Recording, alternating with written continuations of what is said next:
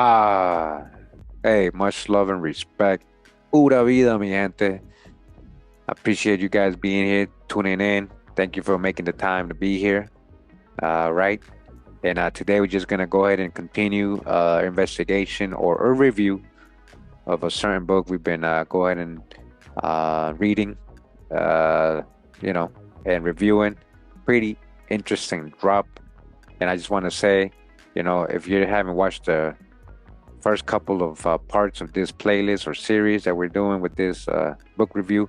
I'm going to show you the playlist soon so you can see which one it is, what it looks like. All right. Make sure to check those out, or you might be a little lost what you're reading today. So, again, we're back in the book The Princess and the Prophet: The Secret History of Magic, Race, and Black Muslims in America by Jacob S. Dorman. If you like the book, make sure to get your own physical copy. I have a little copy, a PDF copy in my Patreon. This is a spectacular book in so many ways, says Robin D.G. Kelly. And if you guys know, we've been reviewing the Buf, critique, commentary, education, fair use, pulling out the babies, dodging the hijack. We're going to continue reviewing the book today a little bit. So if you're new to the channel, and you don't know the background behind what we have already reviewed in the book, there is a correlation that the author, is trying to make. It could be true, which is, if true, it changes everything, right? And it could be false, but we're just pulling out the babies, right? We know, and we're talking about his correlation with this guy here, as you see in the cover of this playlist, The Princess and the Prophet, all the previous reviews of the book. You see Arama Sotanki or Walter Brister. He is correlating to be the guy who eventually became known as Noble Drew Ali. Okay. We know that Noble Drew Ali has very mysterious origins. He has like 3 or 4 sets of parents. Nobody has been able to show me for fact with proof saying, yeah, these are his actual parents right here. Nobody can prove it. So it's still open. Everything's still open, right? Anything is possible. So this is what I'm saying. If you don't like it, don't watch the video. Okay? But that's what we are picking up. Not only that, but we got some really great drop on, in these reviews on the book. We got a really good drop. All right. So I know a lot of you are enjoying it, so we're going to continue to go ahead and review it. Okay? And we go to chapter 7. It says here, Death Dance. And it says here, Walter Brister's last known performance in the Pickaninny Band. Remember, that was a Broadway band named Old Kentucky. Of Old Kentucky was at Chicago's Grand Theater in January of 1897. Walter Brister, remember, who was the same as Armna Sotanki, we're going to read again. The guy who was portraying supposed to be a Hindu magician and all that, but he was a so-called Black American. He was none of that other stuff. And there was many like him. So Walter Brister was his real name. Okay. And they're saying when he was little, his last performance with his old band, Old Kentucky, was in Chicago, 1897. And his first known performance as Armna Sotanki was on May 14th, 1898, at Wonderland in New York City, alongside a fat woman's bicycle tournament captained by Big Alice, and a lecture by J.H. Bertram, who falsely claimed to be a survivor of the explosion on the USS Maine that sparked the spread of the U.S. empire overseas. You guys hear that? A false survivor. From their Sotanki, or Walter Brister, right, and his companion Aramato played Hex Wonderworld, a vaudeville theater in Cincinnati, alongside a plantation comedy featuring a Pickaninny band like the one that he himself had pioneered. He was billed as a star attraction. The great Sotanki and his companion Armato. These are genuine high priests of Oriental magic in parentheses, right? Sotanki, the East Indian high priest, appeared with an entire company of Hindu jugglers, fakers, and wonder workers, and performed the famous Indian basket trick, making a boy disappear into a basket. Indian magicians also frequently performed juggling as a kind of magic and sometimes were called jugglers. Not only did Sotanki present himself as a religious figure, but his ads promised that his act could not be explained except through the teaching of Theosophy. Wow. And that right there, if he really said that, that links him to like Blavatsky and Jamal Afghani, right? The master teacher of both Blavatsky and Noble Drew Ali.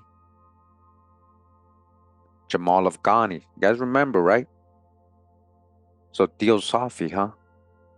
By the week of November 29th, 1898, Sotanki and Armato shared the Hex stage with an even more accomplished black Oriental magician named Prince Ishmael, right? Who boosted an even more impressive set of magical skills and was proficient at sleight of hand. He was able to make a mango tree grow in front of the eyes of an audience, hash live chickens from eggs, listen, and make burned ribbons whole. Prince Ishmael also cloaked himself in the mystery of Oriental religions with references to Islam, Buddhism, and Hinduism. He was Ishmael, the renowned priest of Buddha, a Hindu juggler. As we have already seen, juggling seemed a type of magic, a form of seed in Islamic terms, and Muslim mendicants in India could be called jugglers, magicians, or fakers. Later, Walter Brister would profess a reverence for Buddha. Listen, much like that of Prince Ishmael, when Brister became the Prophet Noble Drew Ali, okay? Body bag for the illusion. Uh-oh. Shout out to Drop. Hey, like I said in the beginning, it all plays. We can trace some of Walter Brister's movements during the winter months because letters he wrote to various theaters, booking agents that November ended up in the personal collection of the famous magician and escaped artist Harry Houdini. Houdini, born Erich Weiss, right? That's his real name. Erich Weiss was an avid collector of magical materials and a historian of the magical arts who amassed a large collection of letters, books, devices, and sundry materials relating to magic and its practitioners. At some point in his career, he acquired two letters from Arma Sotanki. Listen, this guy, Walter Brister, talked to Houdini, listen, who's supposed to be Noble Drew Ali eventually. On Sotanki's ornate personal stationery, dated November 21st and November 23rd, 1898, Sotanki was writing to arrange a booking at the Wonderland Musée of Toledo, Ohio, while he was 2 weeks into a 3-week engagement at Hex Wonder World. His stationery boasted that his group built the Royal Hindu Wonder Workers was endorsed by Herman, the great Napoleon of necromancers, one of the leading magicians of the day, a master of mystery as famous in the 1890s as Charlie Chaplin was in the new medium of cinema 20 years later. On Christmas of 1898, Brister was back with the company of In Old Kentucky for a 2-week engagement playing the role of Caesar that his father had pioneered in 1893 in New York. You guys hear that? He's playing the role of the Roman Emperor Caesar.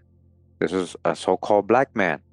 They're using a black man to portray Caesar back in 1898. Did they know something back in 1898 that they whitewashed in our time? So we got a black man playing the role of Caesar, which his dad had pioneered in 1893 in New York. It was Walter's last known performance with the path-breaking Southern musical. He was now free at last of that phenomenally successful but intrinsically demeaning show. By March 1899, Sotanki's 10-person troupe of Royal Ashanti fakers, listen, they weren't even Africans. They were playing the role of Africans and Hindus and all that. These were folks from the Americas, right? So the Royal Ashanti Fakers were playing Austin and Stone's Museum in Boston. And that summer, Sotanki went on tour with Pawnee Bill's show, where he took part in the Princeton riot. Uh-oh. Remember, we read about that, right? So catch the previous reviews. But of even greater consequences, Walter Brister's professional and personal career was that the fact that the following summer, while on another tour with Pawnee Bill, he married a member of the Sotanki troupe. Eva Alexander was the daughter of Arthur Alexander and Rebecca Garrett, born just across the river from Cincinnati in Kentucky.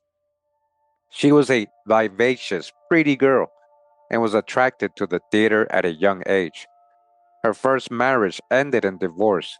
She was 23, the second time she married to a West African named James Hammond on August 26, 1898 in Manhattan, New York City. Her time in New York overlapped with Brister's performances as Sotanki in the Big Apple, so she may have already been performing as a Sotanki then. All right, so that's the whole story. I think this is the woman, right? That later on she appears next to Drew Elite still later on in age. So in her time in New York, it overlapped Brister's performances in the Big Apple. So she was certainly a member of the troupe by the following summer. Her second husband soon died, and she took as her third husband John Walter Brister, the former bandleader of in Old Kentucky, now working as the magician Autumna Sotanki, on August 18, 1900, in Cincinnati, Ohio. The ceremony had a presiding minister of the gospel, Reverend J. O. Burney, meaning that theirs was a Christian wedding. On their marriage certificate, the groom listed his profession as musician, while she listed hers as magician. At the time of their marriage, Eva lived at 574 West 6th Street in downtown Cincinnati, Ohio, while John Walter lived just on the other side of the Ohio River in Covington, Kentucky, less than 2 miles away. It appears that the Brister family based itself in Cincinnati even during the time they were performing and touring with in Old Kentucky, since Walter's father, John Henry, listed himself as a music teacher in Cincinnati city directories in 1895 and 1898. So make sure you guys catch the previous reviews of what we have read in this book, the previous videos, and how he correlated how Drew Lee was Walter Brister, and then the lady, who she is. We have images of them, right? That's why I want you to see those videos or go back to them. You see the images, right, of her and him, and then later on of Drew Lee and the lady that's next to him. It's literally this. It's her. So it's them at a young age and then at an old age. According to what he's showing. Again, we still digging. Says the 1900 route book for Brister's second season, with Pawnee Bill included 2 studio portraits on the right. The Sotanki's Hindu fakers, Walter Brister, and on the left, a beautiful studio portrait of a lovely African American young woman with the caption, "The Sotanki's Hindu fakers, the then Mrs. E. Brister," like her biblical progenitor Eve, whose narrative was also inextricably linked to a serpent Her renown in many ways would surpass that of her husband after she started dancing with a giant python. Huh. So let me just go ahead and show you one image. All right, so these are the images. Again, this is Aramna Sotanki over here on the left, aka Walter Brister, possibly young little Drew, little Drew, little Drew. And then this is the band that he was in when he was a young boy. A very famous band, went to Broadway and everything. They were really famous.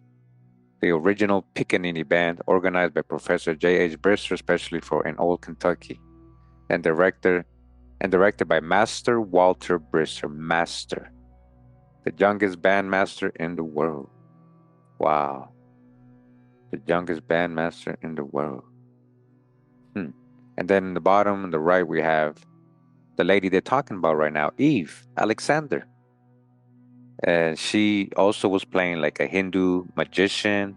She liked the show. These people were from the United States. They were riding around in the world's fairs, dressing up like this, pretending to be Oriental people. They were in traveling circuses doing this to the point that they got really, really good at it. And people really, really believed it. So this is a close-up, right? It says Princess Sotanki, La Charmeuse de Serpent. See the serpent, as you were saying. Princess Sotanki.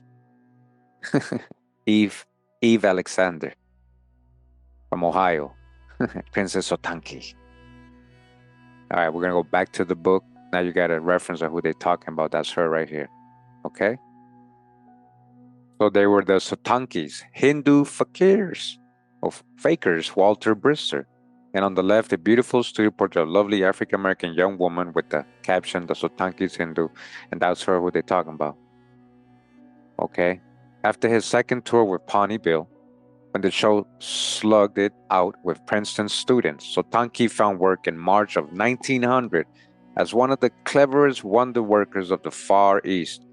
In the words of the Boston Herald, leading a group of Ashanti fakers in a series of magic tricks, the most impressive of which was the mango treat trick, the most famous trick in the genre of magical acts that gained the name Hindu magic, in the homage to the Indian necromancers who plied their trade for the benefit of anyone who would pay.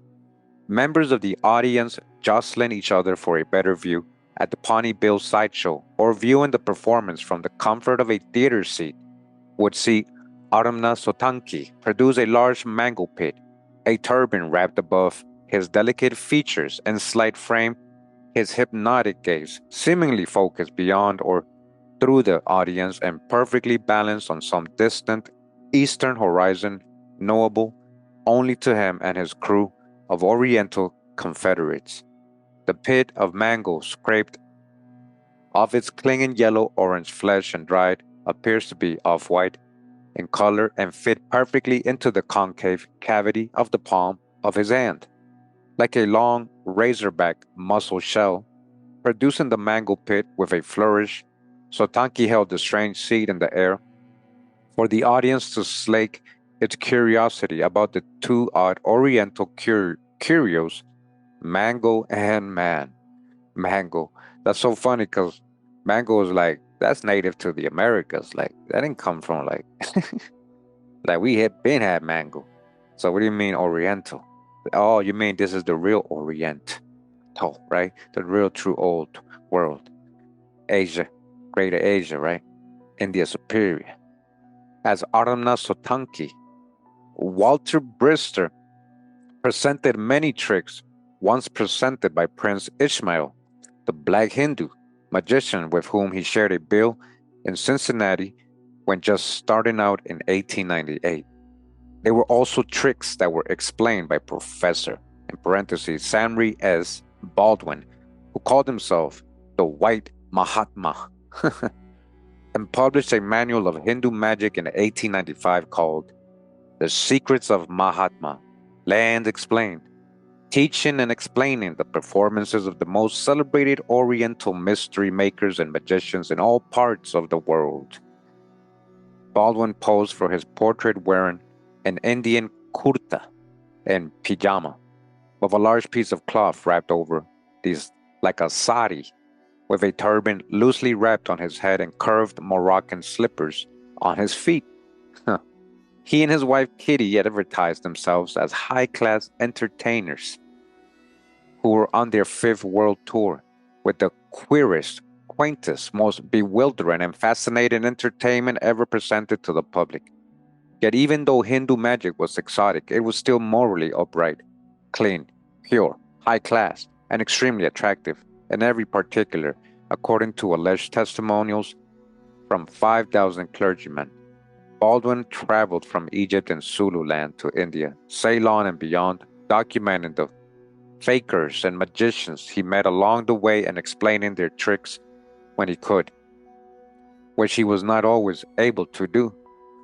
A Muslim faker in India confounded him with an amazing series of feats in which he somehow switched his right-left shoes, caused them to shrink and expand, and stole his socks right off his feet. All in the daylight when Baldwin was sober, and he was made sure to tell his readers. The mango tree trick, on the other hand, was simpler to explain, even though the illusion it produced was quite wonderful. The faker planted a mango pit in a small pile of earth, watered the earth, covered the mound with a cloth, and then a tree appeared to grow. Covering the twig, then sapling with the cloth at intervals, the fakir enticed a mango tree to grow 2 or 3 feet tall, more or less in front of the audience's very eyes. Then it would flower and bear fruit, which the faker shared with audience members as souvenirs. One day in India, Baldwin asked the fakir, "Why do you always bring forth the mango tree? Why do you not sometimes vary your performance by producing a young palm, or a tea plant, or a banyan tree? If you grow for me a little apple or oak tree, I will give you 10 rupees." The faker refused, saying, "Nay, Sahib, cannot do. Mango tree, the only one can make." Baldwin explained that fakers used a mango pit because the twigs, branches, and leaves of the mango tree are tough and leathery, and could be rolled up and fit into a pocket or small space without showing creasing on the upper surfaces.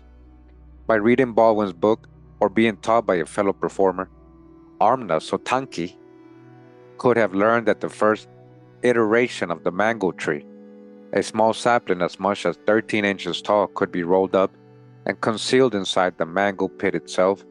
By unrolling the plant a few inches at a time, the faker could create the illusion that the sapling was growing, and when a bigger plant was needed, the assistant could pass a larger plant, folded and concealed inside the cloth that was laid over the sapling at intervals. Another of Sotanki's tricks was the basket mystery, another staple of Hindu fakers. Almost every traveler in India and the East has witnessed one form or another of the celebrated basket trick.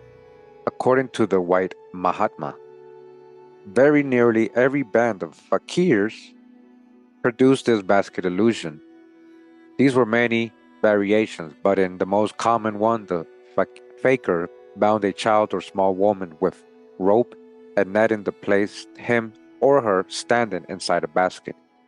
The basket was oval shaped and about 4 feet long, like a slightly flattened egg laid on its side. The magician threw a sheet over both the assistant and the basket, and the assistant gradually descended into the basket. Then the cover was placed over the sheet on top of the basket, and the faker made a show of incantations, muttering, and mummery. He intoned appropriate Eastern incantations, abracadabra, and so forth. That's the hijack.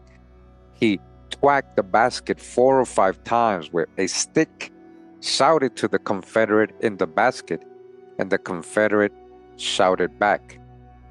The faker then removed the lid but left the sheet in place so that the audience could not see inside the basket, and the magician jumped up and down all over the basket, seemingly on top of the assistant.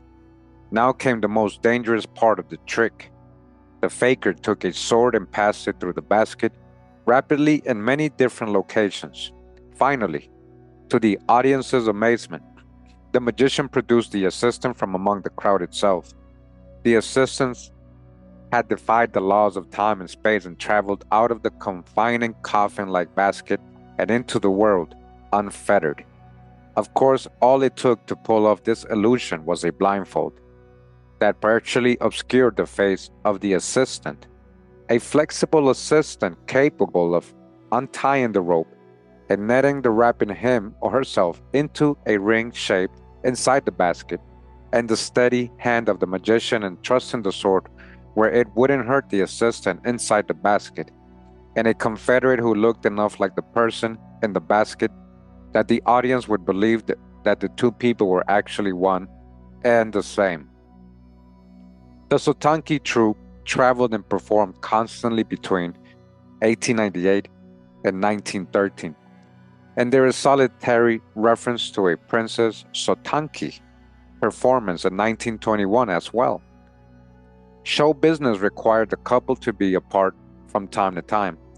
In 1903, Walter was back in Cincinnati, using the local offices of the theatrical rag billboard as a mail forwarding address, but Eva Sotanki was using the New York mail forwarding address of the New York Clipper, the premier show business journal for vaudeville and tented shows. Walter listed himself as a musician in 1905 and 1909 in the Cincinnati City Directory. From 1900 through January of 1909, Eva, as Princess Sotanki, was also receiving her mail in Cincinnati. By November of 1912, Princess Sotanki was receiving letters in Indianapolis, and in 1913 she was managing a theater in Paducah, Kentucky, an Ohio River town about 300 miles west of Cincinnati. At holiday time that year, she was entertaining out-of-town guests with her mother in her hometown of Cincinnati. As the Sotankis, the Bristers advertised their services through the offices of the Clipper. They performed in Oriental costumes and invented Oriental identities. A museum like Hecht's Wonder World in Cincinnati. All right, again, these are so-called Black Americans, right? People from the States. All their people from the States. That had nothing to do with Oriental or whatever, they were portraying. So they were doing this at Hecht's Wonder World in Cincinnati, where they played a Sotanki's group of Oriental jugglers in April of 1901, and in Pawnee Bill's Wild West show the same year. Pawnee Bill's sideshow concert featured a mix of African American, Orientalists, and other arts, beginning with an exhibition of buck and wing dancing, a blackface comedian. Next came a monologue comedian, a sketch team, and a female singer, Mademoiselle a monk or a monk. One Mademoiselle Zelda performed a dance, and the Sotankis did magic as Hindu fakers. Next came Klipple, the contortionist, a group of Jubilee singers. The Georgia minstrels followed the contortionists, singing spirituals in the mode of the famous Fisk Jubilee singers. The Georgia minstrels were Elmer Beardsley, Alfonso Gray, William Davis, William Jordan, and Charles Goins. 5 extremely dark-skinned, listen, 5 what? The Georgia minstrels, extremely dark-skinned, so-called black gentlemen in white pants, dark jackets, vests, and a straw booters perched on the back of their heads. All right, guys, you hear that? This is what they were doing in Pawnee Bill's Wild West show. You hear that? Oh, man. The show's photographer shot them in front of a sideshow banner depicting well-dressed black cakewalkers, unsmiling hands held stiffly or statively at their sides. Next, the Australian boomerang throwers, dark brown skinned Aborigines, right? Aborigines from Australia who made their wooden projectiles swoop and spin for the amazed audience 2 years before the Wright brothers used similar airfoils for winged human flight. In other words, the Bristers, also known as the Sotankis, developed their Oriental disguises, listen, amid an extraordinary display of Black and Oriental acts. Oriental and Islamic greenface, in parentheses, was not in opposition to blackface, so much as it was in partnership with it.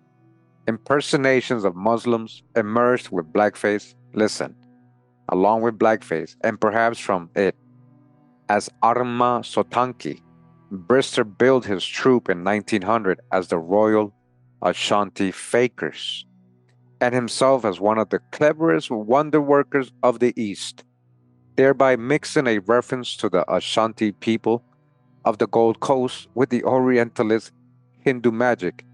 All right, he was mixing all that up. He was mixing Ashanti people with Hindu stuff. He's creating a character, right? And he performed in the same bill as the Golden Gate Quartet, the famous Black Jubilee song presenters. Brister had gone from one show exhibiting buck and wing dancing in Old Kentucky to another show, Pawnee Bills, that exhibited blackface comedians, Jubilee singers, and buck and wing dancing alongside belly dancing and boomerang throwing. Pawnee Bill and his mentor Buffalo Bill were not simply creating an idea of the West, their theatrical performances were also very clearly constructing the East and blackness as well, all right? They were creating a fake image of the West, right? The Wild Wild West, right? And also a fake image constructing, right, of the East and blackness as well, and overall blackness. You see what was going on? These were like probably government orchestrated stuff, funded stuff. Pawnee Bill, huh? By exhibiting so many Afro American acts alongside Eastern ones, the two Western bills helped associate blacks and the East in popular consciousness. All right? Listen, racism overlaid Orientalism, but it never overrode it entirely. While for African American performers, Orientalism afforded them opportunities to inhabit a rich, ancient, and enticing imaginary, the mythical world of fakers, snake charmers, magic carpets, and belly dancers. In the following season of 1902, the Sotankis left the Pawnee Bill show for the John Robinson Circus. An Hindu magician with a Sikh name, Ishar Singh Sunhu, took their place. The Sotankis were on to bigger and better things, all right? So just picture, right, these guys playing, Oriental people, even, like Moroccan sultans and all this other stuff, right? Africans, they play in Ashanti, and they're traveling in these circuses and all that, and he's a magician, and he got potions and all that, just like they said Drew Ali was doing in his younger days. Like he was traveling in a circus, he was a magician, he was selling potions, like everything. Think about this. What's the truth, guy? So that's what I'm saying. Leave it open until we really can prove it, because they haven't been able to prove his origin. Nobody has. I don't care what anybody says. There's no proof of his origin. Watch my videos on him, my previous videos. No more misunderstanding series. But first, they had to survive one of the worst circus accidents in history. The tornado and fire that destroyed the big top of the John Robinson Circus on Thursday, May 22nd, 1902. The day opened with lovely summer weather and good-sized audiences on a lot in the middle of the Allegheny Mountains at Ricksway, Pennsylvania. But that night at 8:45 p.m., a hurricane-force gust of wind picked up the sideshow tent where the Sotankis performed and blew it into the big top tent in the middle of a performance. The spectators jumped out of their seats and ran underneath the sidewalls to get away from the danger of being struck by a pole or trapped underneath the heavy canvas of the big top. The tornado howled for 10 minutes, eventually blowing candelabra into the canvas and setting the big top on fire, creating a spectacle even more amazing than anything the circus could have created intentionally. The John Robinson press agent, Harry Punch Wheeler, wrote, and herein ensued the most costly, brilliant, and dazzling scene ever witnessed on any show grounds.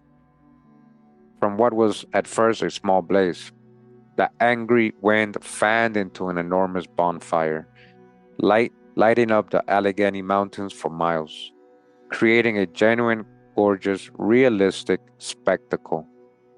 Miraculously, the menagerie had already been cleared, and not a single circus or audience member was injured. As the assembled throng watched the yellow-orange flames illuminate the mountains, a drenching rainstorm came and put out the flames, their salvation seemingly heaven sent. To show whether the worst disaster in its history did not skip a beat and played its next two engagements in Clearfield, Pennsylvania, the following day. 2 months later, it would survive a second direct hit by a tornado, with a packed big top tent and a drenching downpour. Huh, wow, that's crazy. In the John Robinson show, Princess Sotanki began her career not just as an Oriental magician's assistant, as she had been when she and her husband appeared together, but as a headlining performer in her own right, taking part in the incredible dance between humans and animals that has always been an integral part of the circus. 6 days after the big top conflagration and 2 days after the birth of three new Bengal tigers, the same day that Tom, the sad elephant, was sent away, some of the railway men were playing pinochle when an entire cage train filled with elephants, tigers, and all manners of exotic animals started downhill on its own. Uh-oh. It ran for miles and miles and miles, all those elephants and exotic animals enjoying a slow, relaxing slide without the noise of the engine or the clumsy interference of their human handlers. The train ran for 8 miles before the big elephant flagged the station of Homer, thinking we're going to stop there for next stand. Apparently, elephants not only remembered people, they could remember previous circus stops as well. In any event, a switch engineer finally captured the runaway train and brought it back up the hill to where the rest of the circus was waiting in Indiana, Pennsylvania. It seems preposterous that a person would work an animal as powerful and dangerous as a lion inside the tight confines of a circus ring, let alone an entire den of lions or tigers, each weighing 400 pounds or more and equipped with massive claws and fearsome fangs. One flick of the leonine wrist, one casual tilt of the head and snap at the jugular, and the lion tamer would disappear as surely as a mouse snared by house cat. Yet taming lions was exactly what Mrs. Eva Brister did, as Princess Sotanki, with the John Robinson Circus in 1902. Her picture that year was the same as the one that ran the prior year in the Pawnee Bill route book, only now her title was Hindu Lion Tamer. There had been a few African American wild animal trainers before Princess Sotanki, including Moses Ep Thompson, who once found himself sleeping underneath the girth of a slumbering lion one cold and besotted night when he ended up in the lion's cage instead of his own bed. But Princess Sotanki was undoubtedly the first black woman to be a lion tamer. Like other Negroes in parentheses, she had to hide her identity underneath an Oriental disguise. She had to hide her identity under an Oriental disguise to work with lions, but tame lions she did. The Sotankis continued to receive letters through the New York Clipper Mail Service in 1903 and 1904, and in 1905, Sotanki's Hindu Wonder Workers performed with Miss Leah May, a 7-foot, 7-inch giantess, as well as a fat girl. A fat girl is a Powell's minstrel maids, Solta, Queen of the Trapeze, Punch, and Judy, and Trixie, and the snakes at Austin and Stone's Museum in Boston. By the summer of 1907, the Sotankis were back with Pawnee Bill. Only now, Princess Sotanki received top billing. The partnership of the Bristers and their employees was now called Princess Sotanki's Troupe. After the outdoor season closed, Princess Sotanki's Royal Hindu Wonder Workers, now Hindus, no longer Hindus, this troupe from the land of the Wonder Workers appeared in December of 1907 at Lubin's Theater in Baltimore. The following year, they were back with Pawnee Bill's Wild East during the outdoor season and in Boston at Austin and Stone's in the winter. The princess worked with 7 Hindus in parentheses, and in 1908 an introduced new act that would become her calling card, the Sacred Indian Snake Dance.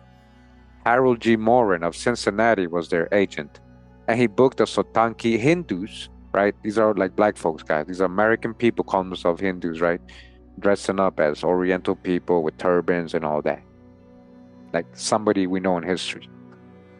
Through the casino vaudeville circuit and other vaudeville houses west of the Mississippi River. And so 2 colored, in parentheses, Americans named Walter and Eva Brister made their living. These are so-called black folks, right? They made their living for more than 2 decades, representing Hindu magicians, traveling all over the country, dodging tornadoes, and flying sideshow tents at times, filling slots in vaudeville theaters at others, making mango trees grow and flexible people disappear, sometimes taming lions, wrangling snakes, or working other wonders, in parentheses, and representing the majestic, mystical, magical Orient. It was all good preparation in its own way for even bigger things to come. Whether it was making a mango tree grow in front of people's eyes or making a person seemingly vanish and reappear, Walter Brister as Arma Sotanki and his wife Eva as Princess Sotanki mastered skills that would come in handy later in life. Mighty trees would surely grow, if not from acorns, then from mangoes. All right, a little background with them, right? Eva Sotanki's star eclipsed her husband's, and she began to receive top billing over him starting in 1903. In October 1908, Harold G. Morin began booking Princess Sotanki, then with Pawnee Bill, throughout the casino circuit and other Western vaudeville houses, and a new act called the Sacred Indian Snake Dance. The princess danced hypnotically with a large serpent and then mimed being bitten by the snake and pretended to die in front of her transfixed audience. She was now known as a snake dancer and a Hindu magician, trading on troops of the Orient established over a century of performance in both Europe and America. Her act, sometimes called the Hindu Dance of Death, right? The Dance of Death, was preceded by that peculiar, weird music known as the snake charming music, noted for its solemnity and monotony, drums, much in evidence, according to the Indianapolis Freeman. The princess made a glittering and alluring entrance. She comes on, dazzling, in a bespangled costume. She shines and sparkles all over, enough to charm any kind of varmint, including men. While the reviewer did not mention any movements of the torso, her use of bells and the slow movements she circumscribed, as well as her loose-fitting and alluring costume, certainly fit within Western representations of Oriental dance made famous by the belly dancers of world's fairs. Of the world's fairs, look, belly dancers became famous where? In the world's fairs and expositions. Slowly she reels about the stage to the music of the orchestra, accompanied by bells in each of her own hands. Some don't see the significance of it, all until the stops and drags forth a huge reptile. It is now Sorry, until she stops and drags a huge reptile. It is now plain enough. The audience admires the woman's nerve, but with no thought of a desire to exchange places with her. Not a man, woman, or child. With the production of the snake, the alluring spectacle of the princess dance is given a note of danger and a heightened layer of eroticism. She fondles her great snake, pressing it to her bosom, and other forms of endearment, but this transgressive display of serpentine love led to an instant punishment whose sexual overtones could not have been lost on the audience members. And it says here, finally she pretends bitten to be bitten, gives a piercing scream which has the ring of reality. The audience shudders. Then comes the death scene, which is so artistically done that it is good to see. Her death agony has the appearance of the real thing. No laughs at this masterful presentation. The stupefied audience does not know whether to keep silent in contemplation or applaud the artist for her fine work. The curtain rings down. It mattered little that pythons don't bite their prey, or that snake handlers needed few qualifications other than remembering to feed their serpents before performances and being able to stomach handling the muscular reptiles. Sotanki was playing on a deeper register of the soul, what her contemporaries and their descendants would come to call the psyche. In Princess Sotanki's Hindu dance of death, the death drive of Thanatos triumphed over the life instinct of Eros, leaving audiences so variously titillated, stunned, and contemplative that they did not know how to respond. One late Victorian who might have found words for Sotanki's performance was Sigmund Freud, but he would not propose the death drive until 1920, a dozen years after Sotanki first acted out the tug of war between Eros and Thanatos, with sequins, a snake, and a hip shake. Sometimes a pipe is not a pipe, and a snake is not just a snake. Perhaps there was something undeniably erotic about watching beautiful women coiled in the muscular curve of a giant serpent, not simply a phallic symbol in psychological terms, but also the animal with which the Hebrew God tempted Eve and then Adam in the story of the Garden of Eden, a story that would have been instantly familiar to the biblically literate audiences of the early 20th century. Whatever the association, snake handling started with men but became dominated by women by the turn of the 20th century, often in some state of exotic dress that challenged Victorian standards of propriety and traded on Orientalist stereotypes of foreign women of color as alluring and promiscuous. Mere women of color, huh? Princess Sotanki cut quite a striking figure with her Oriental garb, her sequined costume, and her enormous boa constrictor.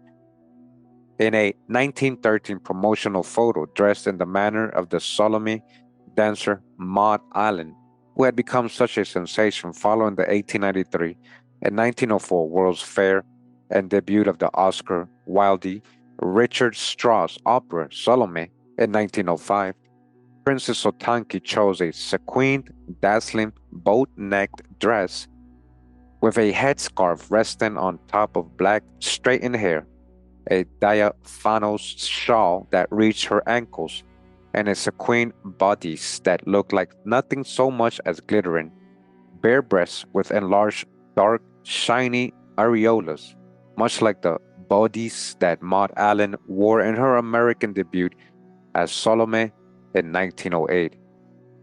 An apron of what looked like curls attached below Sotanki's chest and dangled over her midriff, hanging to her knees, again like Allen's costume.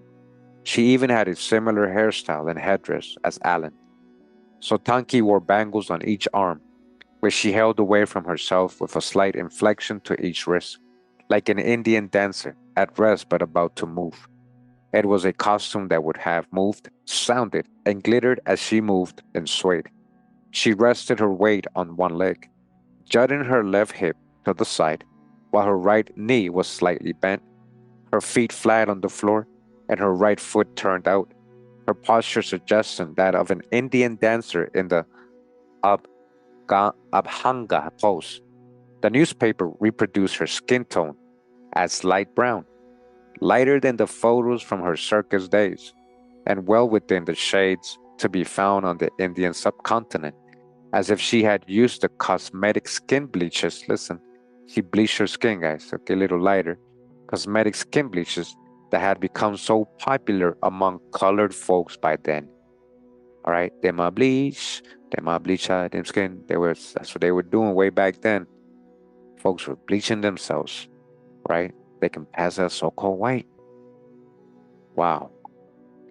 But without a doubt, the piece, the resistance of her costumes, and her act was her giant serpent. Maud Allen's movements had been described as serpentine, while Princess Sotanki used the real thing. Sotanki posed her snake winding its massive curve around her body with a striking quadruple S curve up the front of his mistress's abdomen, the lemon-shaped head resting suggestively between the almost comically oversized double sequined breast that lay on top of her own chest, a phallic arrow between the double bull's eye erogenous zones of her bodice. That picture ran in Savannah, Georgia newspaper. All right, you guys hear that? The ad called Sotanki's performance one of the greatest acts in vaudeville, the sacred snake dance of death, as it is danced in East India with a large boa constrictor snake, and advertised Savannah's Star Theater as the finest and largest theater in the South for colored people only. Wow. Sotanki's burlesque of the Orient helped construct the idea.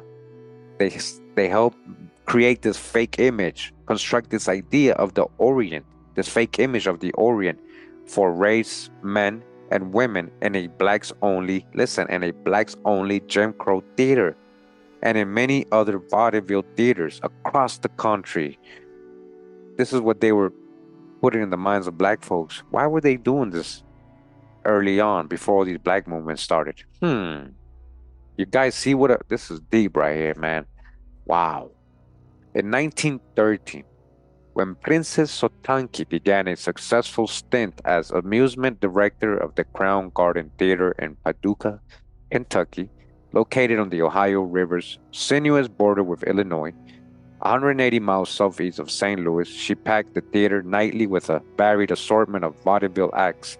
An inveterate performer herself, she ingratiated herself to the performers by always paying them promptly on Saturday nights, which made them feel like giving her the best performance they can. The Indianapolis Freeman noted, all acts going south would do well to get in communication with the princess. But the princess probably had too much of the taste of the road herself to settle in one place for very long. In any case, by May of 1914, she was appearing at the Pekin Theater, not far up the Ohio River in Cincinnati. The princess thrilled the crowds with her fox Hindu dance of fox death. As we shall see, she had already faked death for real just the prior month. In an era when white magicians commonly took Chinese names, grew out cues, and used makeup and costumes to appear as obviously false Asians, Princess Sotanki's Negro in parentheses phenotype did not hinder her career as a show business Indian. They mean a Hindu. The black audiences who caught her hypnotizing show might not have been taken in any way to be a fake Hindu, was part of the artifice of the performance, in the vein of the stage's fourth wall convention. But it is entirely possible that she was able to convince her audiences that she was indeed from foreign shores. A wonderful little lady is Princess Sotanki, wrote one credulous or just good-humored reviewer for the Indianapolis Freeman. It has been her privilege to have the most varied and most wonderful career of any colored performer before the public. She had allegedly traveled the world over and given exhibitions with her husband, a Hindustan. You guys see this? So she traveled the world pretending to be a Hindu, her and Walter, all over the world, and she was a colored woman, right? So-called black woman from America, from the United States. Her people are from here. Most likely has a lot of Indian in her and some black European, or a lot of black European and some Indian, either or. But either way, she was from here. Can you imagine? And that's what the idea they were giving folks around the world using her and Walter. Huh. So when they're saying she was married with a Hindustan man, that's Walter. That's AKA Little Drew. Little Drew. That's what they're talking about, pretending to be the Hindu man. The reviewer reported that she had lived among the peoples of the Far East and that the Syrians insist she is one of them. She has their features, their language, and that different personality that belongs to foreigners. In addition to learning French in France, she was also at home in India, where she had allegedly lived and learned magic, snake charming, and lore. She has what she calls the reading gift, delving into the future, that occult science about which there is so much dispute. All right, there you go, fortune teller, huh? By 1912, Eva Brister as Princess Sotanki was billing herself as the biggest novelty act in colored vaudeville, and the only lady Hindu magician in the world today doing this star act. She came to be recognized as something of a trailblazer for black artists. Princess Sotanki offered the crown patron something new and novel, wrote reviewer Tim Osley in The Freeman. Wow. After one witnesses the act of Princess Sotanki, he is thoroughly convinced that the colored actor or actress offers just as much in the legitimate way of entertaining as his white brother or sister actor or actress. The princess feat of levitation, suspending the body of a young lady in midair without the aid of a mechanical or human device, held the audience spellbound. Her closing number was a feature within itself known as the Dance of Death, which she executed with a real-life snake, 20 feet long and about 6 inches in diameter. Princess Sotanki's act is exciting, entertaining, and pleasing. Wow. So she's a pioneer, right? We won't take that away from her. It's interesting because, again, if you guys watch the previous videos on this series, on this playlist, this review of this book, you see like the lady, her, who she became, and there's a picture of her and Ali, right? And if you put this lady, right, when they're in front of this big temple with many people around them, there's this lady sitting down next to him. That's her, guys. It's the same face. Like we went over this on the previous parts. Make sure to catch the previous parts, all right? But right now they're going over the life before, right? Like what they were doing while they were in the circus and how they got, so good at pretending to be something else. There were other African Americans performing Hindu magic, but Princess Sotanki was the only woman to do so, and perhaps it was her gender that explains why her star eclipsed that of her husband, Aramna Sotanki, after 1903. After Princess Sotanki assumed top billing, her husband faded into the background of the Hindu troupe that facilitated her performances. Walter Brister, who played Amna Sotanki from 1899 until at least 1902, pinged the radar a few times, enough for us to know that he resumed his musical career, but this time as a sideman, not as the cornetist bandmaster of his youth in old Kentucky. Touring musicians and vaudeville and minstrel show performers would often say hello to friends or request letters from them by posting brief updates in newspapers like the Indianapolis Freeman. And one such communication on December 29, 1906, we learned that Lunford Davis and his band were still meeting with good success in the South. Davis sent regards to P.G. Lowery, Walter Brister, Ted Redmond, E.L. Banks, and other friends. Lowery was the most famous black bandmaster of the day, a talent broker who once employed more than 400 musicians, a conductor who led the Ringling Brothers. Wow, you guys hear that? Barnum and Bailey Sideshow Band, and a teacher who inspired and trained many of the musicians who would pioneer jazz music. Listen, Thad Davis, who played with the venerable black owned minstrel show, Silas Green from New Orleans, even mentioned Brister in the same breath, as Lowery testifies to Brister's place in the upper echelon of professional, colored in parentheses, entertainers of his day. Wow, guys, like he was involved with all that. This same guy right here, he's saying was, wow, the history, who he knew, the connections, like, wow, it's just all this deep web of connections. Wow. And how it came about. And you see these people, there was black folks helping the Ringling Brothers, you see, guys? And again, the pioneers of jazz, a lot of that has indigenous roots. So, of course, pioneers of jazz, huh? Black folks, huh? It says Walter Brister traveled as part of the Princess Sotanki troupe for at least some of its wanderings, but Eva and Walter's dual show business careers also likely required them to be apart for stretches of time. Brister made his home in Chicago starting in 1906. Uh-oh, Chicago, huh? 6 years later, he was back playing in a Southern musical, not unlike the one that made him famous in the 1890s. He appeared at Chicago's famous and ornate Grand Theater in Southland, with words and music by Sidney Perrin, produced by Sam L. Tuck. The conductor was the famous Joe Jordan, who had collaborated with Ernest Hogan, of all coons look-alike to me, you see that? Fame, worked with jazz bandleader James Reese Europe, and been the director of the house band at Bob Mott's famous Pekin Theater in Chicago. All right, again, see all the connections. He even wrote the song Salome's Dance for the most famous black Salome dancer of all, Ada Overton Walker, wife of Bert Williams' partner, George Walker. You see all the connections in history.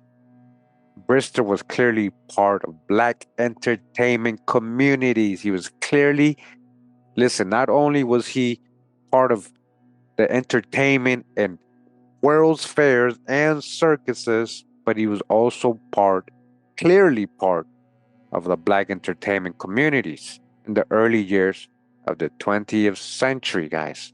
Pay attention. This is deep, this guy here. Just as he had been before he became Autumna Sotanki, when he played in the Pickney Band in Old Kentucky and helped define the new thing called the child star. He was the first child star. All right, guys, he was the first Michael Jackson, first child star right here. This guy was deep. He's saying, listen to what he's saying. Look at all the history and research he did on this part that you can actually verify all this stuff on Walter Brister. Apart from him saying that he became Drew Ali, that part. But look at all this. You can verify all this. This guy had connections. This guy was playing a Hindu. This guy was traveling. Like, a lot of it connects with. It gets deep, guys. All right. First child star, huh? This guy is connected, man. The next two times Walter Brister surfaces in the historical records are perplexing and frankly difficult to explain. Mysterious even.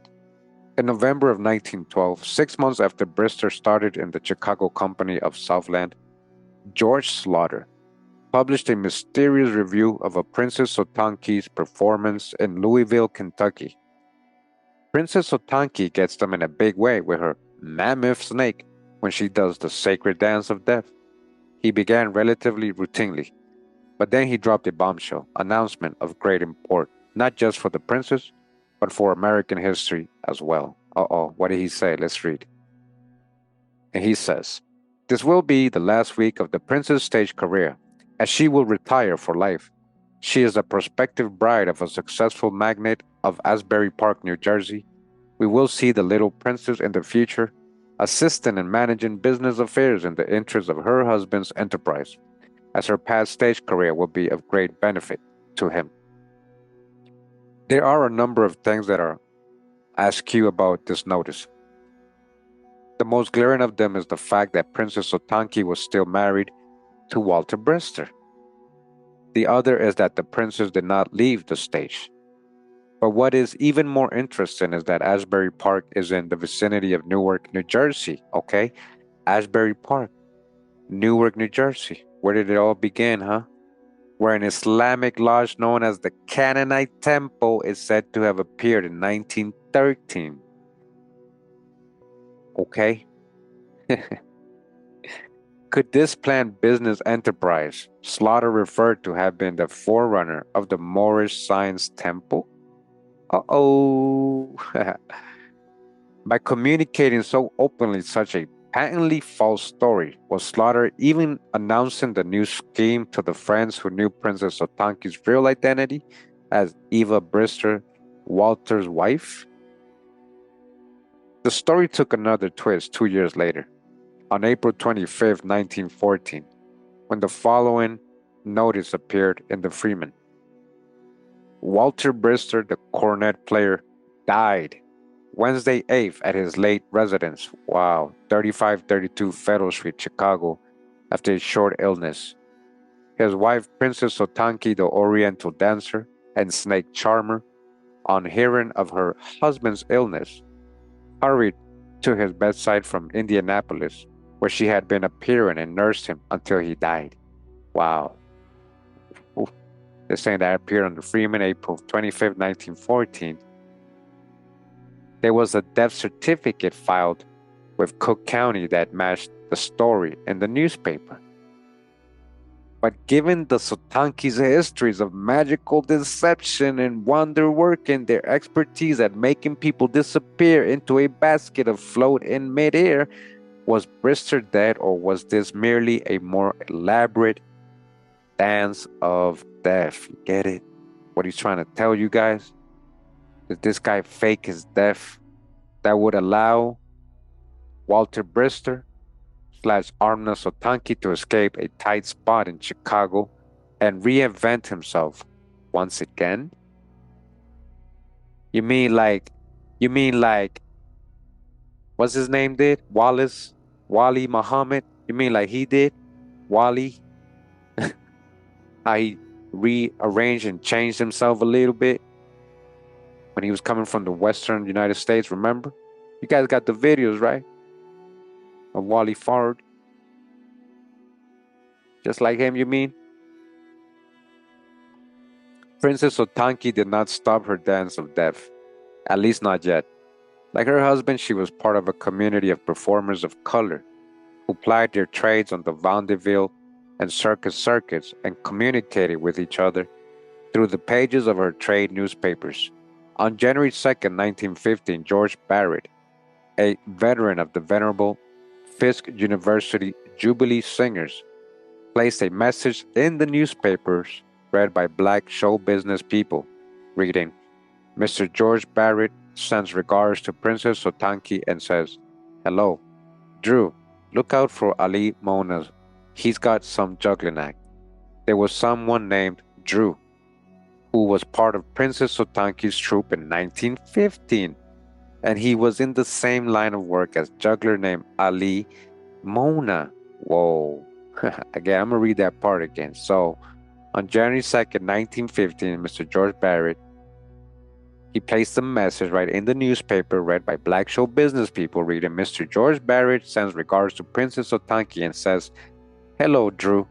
Look out for Ali Mona. He's got some juggling act.'" So there was a Drew around them, right, in 1915. And he was in the same line of work, right, as a juggler named Ali Mona. Was this the man who would become Noble Drew Ali? And was he the Walter Brister who officially died in 1914? Eva Brister's association with Walter survived his fictional demise, but their marriage did not last.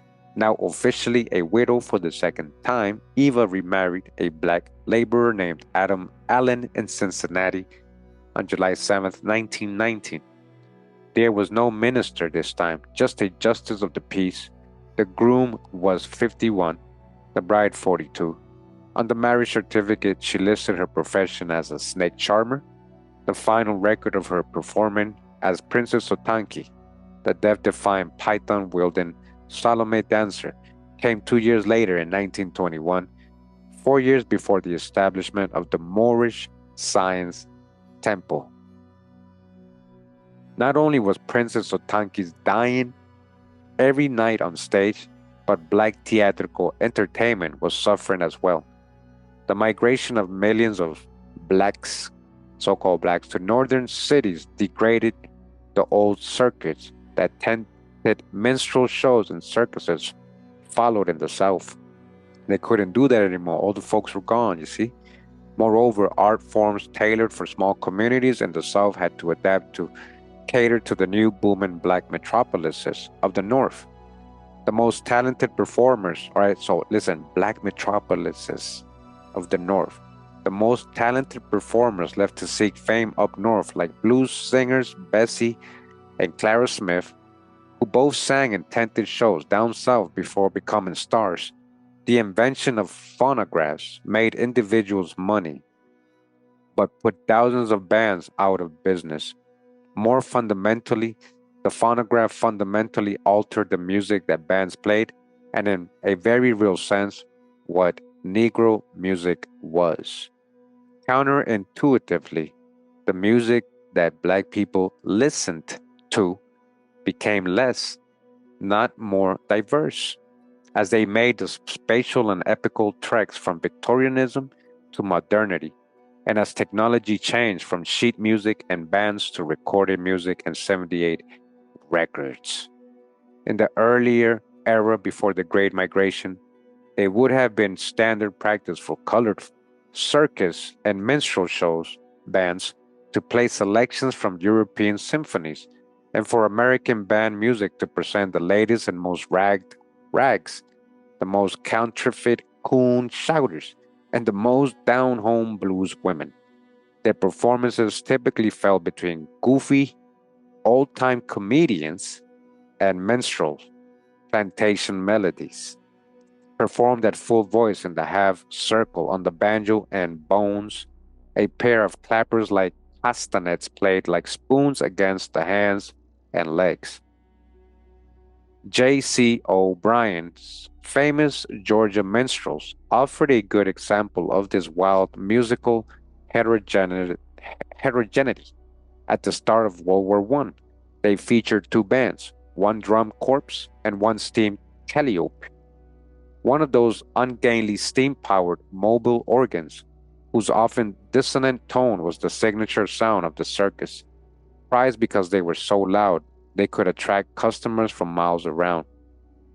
There had been a handful of black calliope players in circuses, but the J.C. O'Brien calliope produced no ordinary callitum. Mr. Mancy Williams keeps them walking, doggy, when he plays the blues on the steam calliope. The Freeman noted, referring to the black popular dance Walking the Dog. Walking the Dog, huh? The number one band played all the latest marches and overtures, including the William Tell Overture, Flowers of Italy, and Poet and Peasant, combining European symphonic overtures with standard minstrel fare. The band also played the Boogeyman Rag, the Memphis Blues, and all the latest popular blues hits. You guys hear what's going on. This is how you just started creating music here. They started combining. This is like when they created hip hop, like they started sampling from the old sounds, these same music that they were about to create with this combination that's going on now. The same music that came out eventually, that was what was being sampled, right? So like this is an evolution, right, of music that's going on.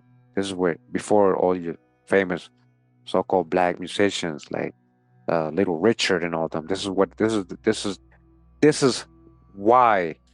This is where the origin of that, guys. This is how deep this book is. I like this, like how it goes into certain details of certain things people probably wouldn't ever like study or put together because there's so many things to research and put together, really. Like all this stuff, he connect all these people, right? All these situations, all this history. So, combining European symphonic overtures with minstrel fare, or so-called black entertainment. Ah, before the shift, black Southerners experienced musical heterotopias. Afterward, audiences and market forces segregated musical tastes and products. Black orchestras formed in the North that played a full range of European and American classical music, and Harlem's James Reese Europe formed the first jazz orchestra. But those groups were not well supported compared with the small groups of musicians who could squeeze into an apartment or a small urban club and squeeze out tunes on a compact upright piano. Even the mobile and highly adaptable circus tent was too cumbersome for the limited open spaces of most cities. Likewise, the new era saw a decline in the multitude of acts, from slack wire walkers to jugglers to monologists and dog and pony shows, acts that filled up the slots between the music and the old tented extravaganzas. Many of these acts had come through minstrelsy and the circus. Their hokey vibe was at odds with the newly modern times. The tented show's aesthetics were unruly and undisciplined, loosely governed if they were governed at all by rules of flim flam, sequined eros, death driving, and Thanatos defying spectacle. Over the top ballyhoo, outrageous humor, and plain old countrified silliness. Those aspects like the blues, whose aesthetics were so stylized and compact that they could travel from the back country south to the uptown north and from the Victorian age to this strange, sleek, new motorized thing called modernity, made the voyage. They were often mislabeled as relics of the authentic, in parentheses, folk, and not as the rather recent innovations of commercialized popular entertainment. But in their new setting, they were shorn of all their performative context, like crystalline blue jewels hacked out of a heavily ornamented Gilded Age crown. Not only that, but circuses and medicine shows no longer carried the educational pretensions they once did. The new regimen of recorded sound and images fundamentally altered how people in developed countries like the United States viewed the racial and cultural others beyond their boundaries. Americans no longer went to the circus to learn about anthropology. You see where they were going to learn for anthropology? They were going to the circus, guys, and these world fairs. Listen, this is real history. This is where people were getting their anthropology from and circuses. That's where you get your out of Africa and all this other Darwinism and all this other stuff.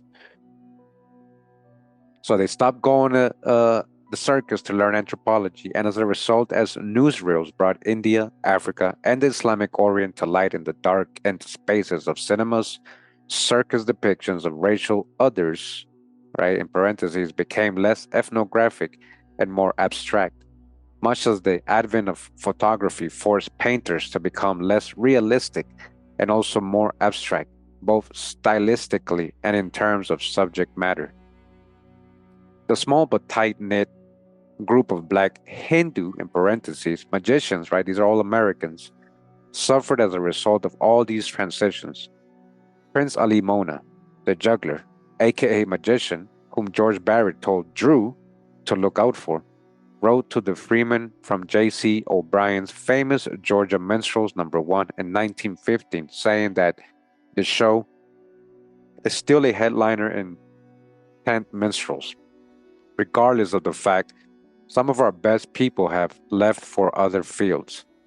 Ethnological impersonations of Hottentots and Hindus alike were still a part of the tented shows, but there is also evidence of concern beyond the fact that the show had been losing some of its top talent, like the Sotankis.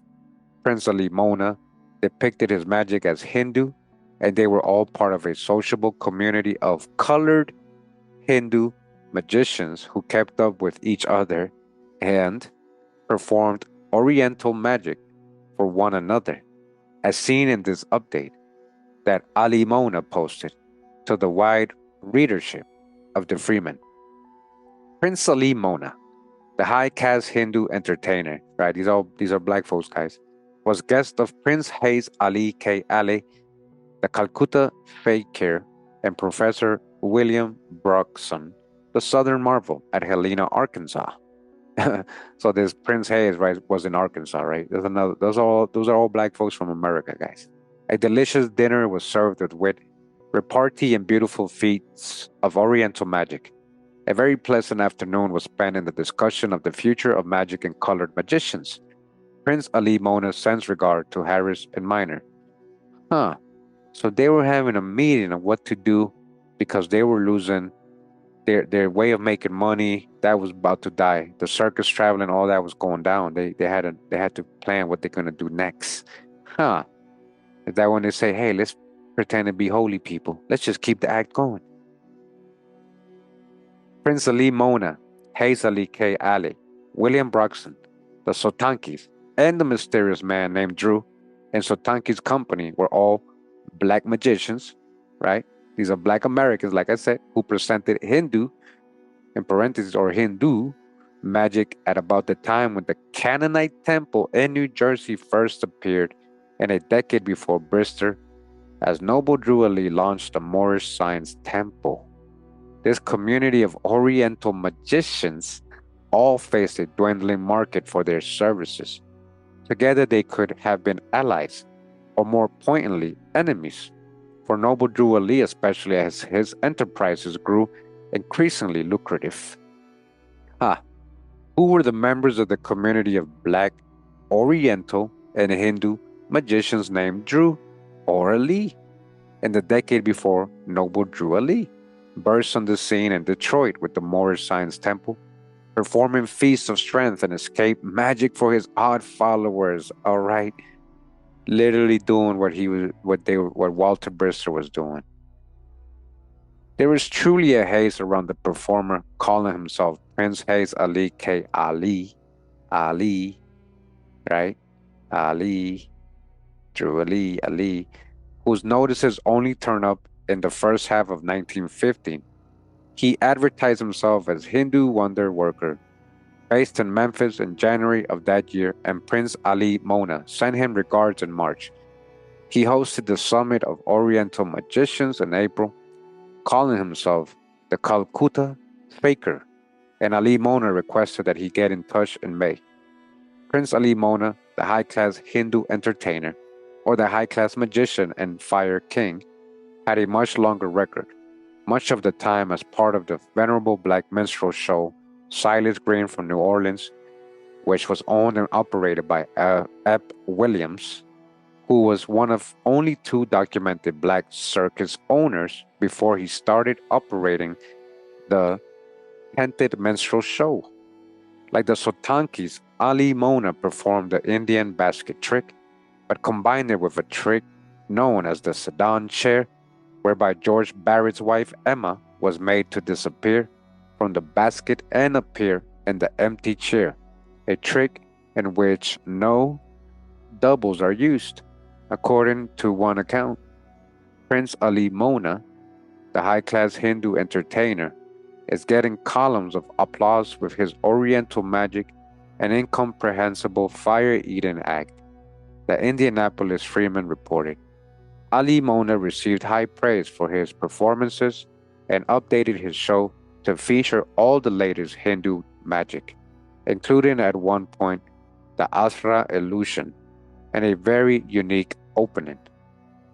Remembering that George Barrett wrote, "Hello, Drew. Look out for Ali Mona. He's got some juggling act." We can see that juggling was part of Ali Mona's performance of Oriental mysticism.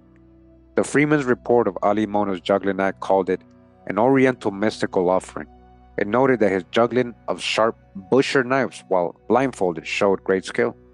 Like Noble Drew Ali, who escaped from ropes, just like Drew Ali, who escaped from ropes in the early years of the Moorish Science Temple, Ali Mona also was an escape artist performing Houdini-like feats nightly, such as throwing off a straitjacket, handcuffs, ropes, and chains. Ali Mona performed with a juggling jester and slack wire artist named E. Alfred Drew. E. Alfred Drew, huh? That was Ali Mona's boy, huh? There goes the Drews in the Silas Green show. Huh. Drew, who initially used the name E. Alfred Drew Marlowe, worked in the biggest black operated tented minstrel shows. That was literally black entertainment at the time, guys. He worked at the biggest black entertainment show at the time of his day from 1909 to 1921. That's a long time, including Silas Green, J.C. O'Brien's Georgia Minstrels, and F.S. Walcott's Rabbit Foot Minstrels. These were colored, in parentheses, shows that catered to colored audiences. Listen, this is the deep history right here. So-called black history, right? As a frequent contributor to the stage notes section of the Indianapolis Freeman, E. Alfred Drew, was an important chronicler of the world of tented minstrels and the social networks forged among the professional entertainers who made their livings on such circuits. Drew started as a baritone player in the band and also worked as an eccentric juggler and slackwire artist in Billy Curzon's minstrel show in 1909. Then married in Lake Charles, Louisiana, and formed a troupe with his wife called the Juggling Drews. The Juggling Drews, huh? Viola and Ia. Wow, the Juggling Drews, huh? Hey, we're getting a little close here. Though their show business partnership doesn't seem to have lasted very long, he gained recognition as E. Alfred Drew, the juggling jester, the boy who keeps things moving, who is also holding them spellbound with his slack wire act. For a short while, he performed with S.B. Mancuso's famous Southern Fun Makers, which featured a pickaninny band, like the kind made famous by in old Kentucky, before Walter Brister began to blunt racist stereotypes with Orientalist ones, performing as Amna Sotanki. In September of 1910, E. Alfred Drew posted to the Freeman that he would like to hear from Chas B. Drew, magician. There's a lot of Drews in this business, huh?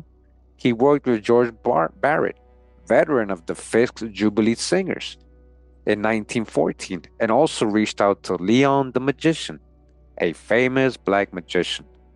Another team of Hindu, in parentheses, magicians of the Western Vaudeville Association circuit in 1915 was the Rajas, otherwise known as Veena and J.A.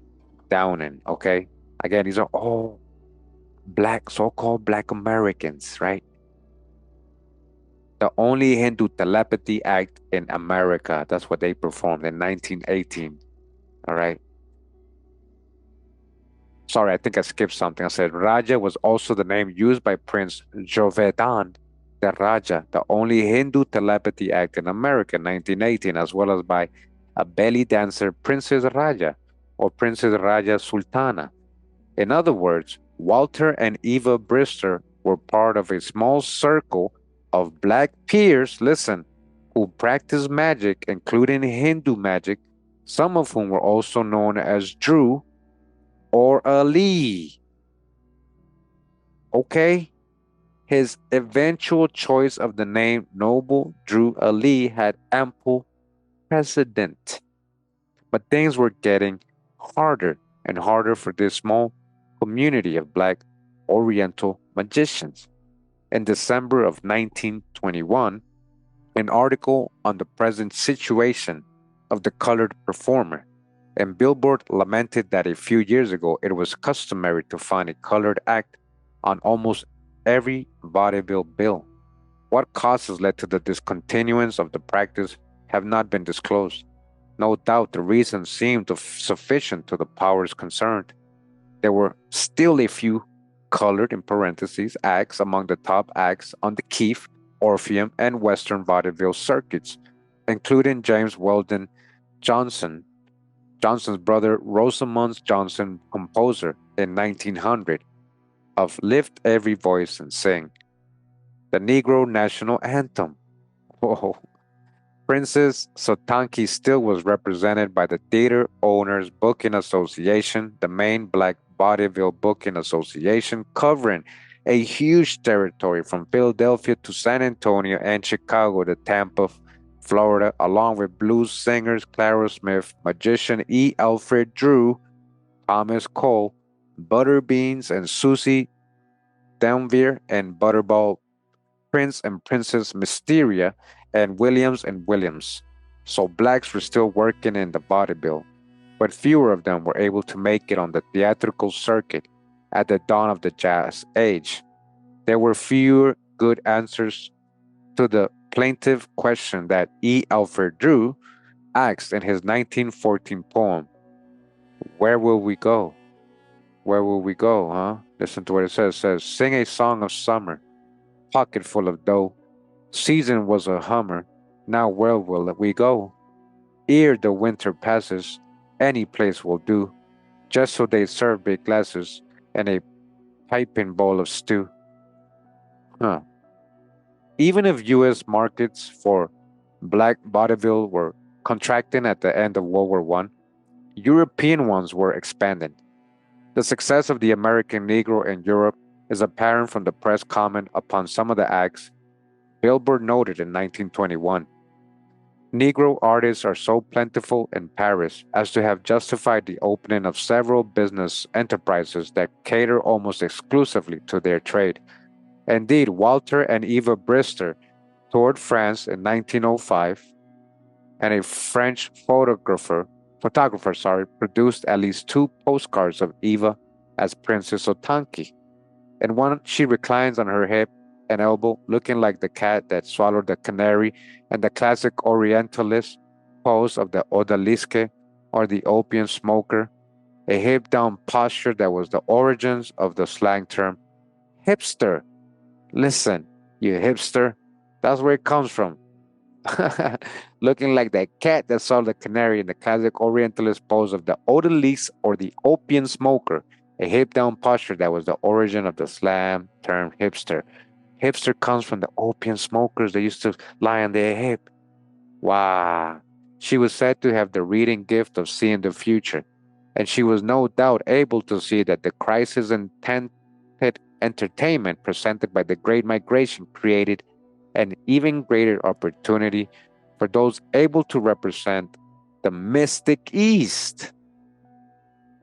Only a fool would underestimate the power and embodied brilliance of her performance in the dance of death she brought to life on stage, or the one she may have wrought off stage in real life. All right. And that's the end of this chapter, guys. All right. And that's the end of our reading today. The next chapter, guys, I just want you to see the title. Okay? Professor Drew. Prophet Noble Drew Ali. It's all about Professor Drew. Professor Drew, always gonna get hot. We shall definitely continue that on the next installment of this series, of this review. All right, for educational purposes, for critiquing education mostly, though, really. This is history. A lot of good drop in here when it comes to the origin of a lot of things in black entertainment. Yeah. And these minstrel shows and all that, the World's Fairs, how it's involved, and people playing Oriental people and creating so-called black movements, guys. This is deep. All right, this might be wrong, but if it's right, then we should definitely look into it, right? This was the book, The Princess and the Prophet, The Secret History of Magic, Race, and Black Muslims in America by Jacob S. Dorman. All right, shout out to Jacob S. Dorman. All right, again, get the physical copy, support the author. You like a PDF copy, you can find one on my Patreon page. All right. I also wanted to show you before I left that I actually did find a picture of Eve Alexander or Princess Sotanki in Potter auctions, as you guys can see here. And as you see, Eva Brister. All right, that was her marriage name. I'm gonna click on the image, as you guys can see. So this is the quality that I found that she is holding the snake, the famous dance of death. Famous dance of death. Okay, and that's her right there.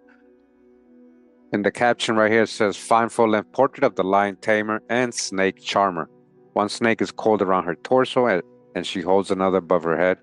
On studio mount, 6.5 by 4 1/8. Brister toured with John Robinson Circus, Pawnee Bill, Wild West, and on the vaudeville circus as a snake dancer, lion tamer, and magician. Born near Cincinnati on the Kentucky side, right? She's American. She was an African American, so-called black, but performed with her husband, Arma Sotanki Walter Brister, aka Little Drew, and other troupe members as exotic Hindu fakers. Brister is believed to have been the first black lion tamer, but was more popularly known for her snake dance, the Hindu dance of death. Okay? As you guys can see, correlating with what we just read. Again, appreciate you guys reading along with me, sticking all the way to the end. Thank you for that. I hope you enjoyed it. I definitely enjoyed reading this book. You know, I pull out the babies. You know, I verify and investigate further. That's what I'm going to do with everything I get from this book, right? That's what we're going to do in future investigations. And we'll have this as a foundation for certain things, you know, to follow up on and maybe corroborate with Drew Ali's mysterious origin, right? But anyways, I hope you find it interesting either way or entertaining, even if it's just entertainment for you. At least you stuck around to the end and reviewed the whole chapter with me. Appreciate you guys. Again, much love and respect. Pura vida, mi gente. Hawaii.